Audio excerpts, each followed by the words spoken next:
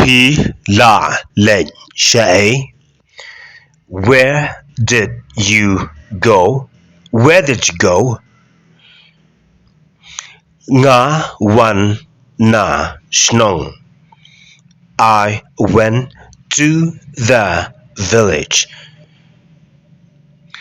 P la day ban khot yanga.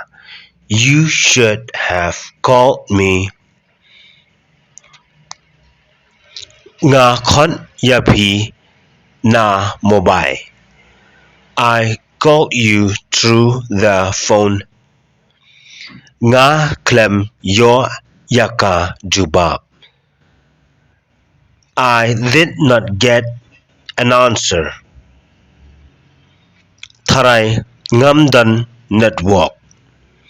Maybe I was out of network. Nga dan sa san tali. I have got 5 more. Sa sao tali. Only 4 more left. Nga kwa thiah. I want to sleep. I want to sleep. Kile thiah no. Go to sleep.